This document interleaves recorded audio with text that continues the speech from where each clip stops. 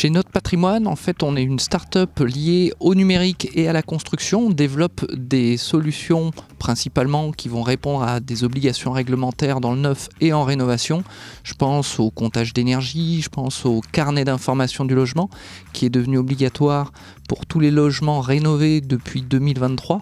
Ainsi que dans le neuf.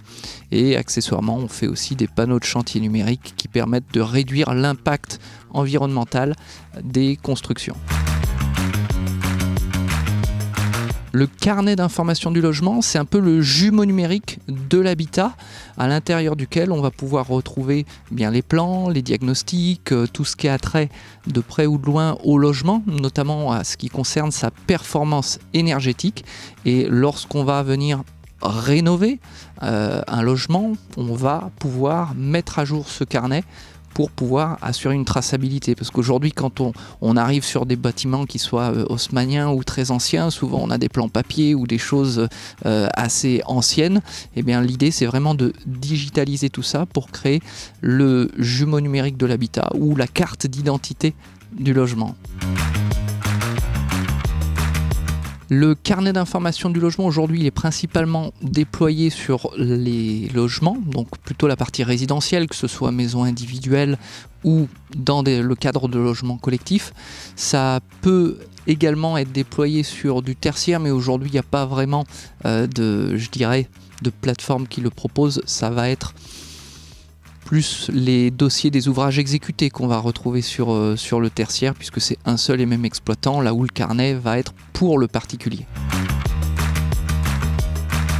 Alors on a une autre activité via Biseau Immobilier, ce qui est une société sur laquelle on accompagne comme une agence immobilière, sauf qu'on a une spécificité d'aller vers les passoires thermiques, vers des logements qui sont en très mauvais état, sur lesquels on accompagne les particuliers pour investir dans ces biens qui sont souvent à des prix compétitifs et derrière accompagner sur toute la phase de rénovation jusqu'à la mise en relocation.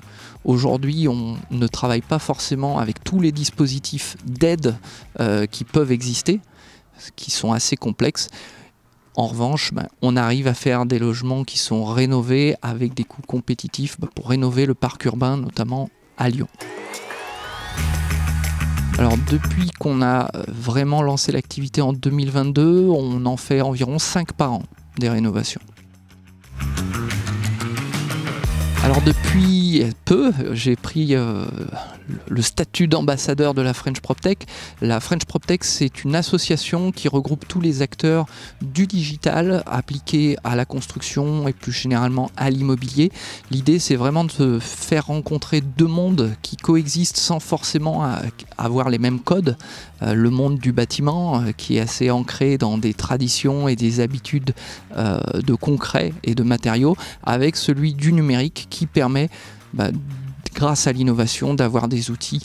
Il y a des sociétés qui font des travaux modificatifs acquéreurs, d'autres qui font de la modularité pour l'habitat. Nous, on est plutôt sur ces thématiques de carnet d'information du logement. Et tout cet écosystème, l'idée, c'est de pouvoir les faire rencontrer les acteurs du monde du bâtiment, que ce soit les promoteurs immobiliers, les bailleurs sociaux, aussi les syndics de copropriété ou les agences immobilières.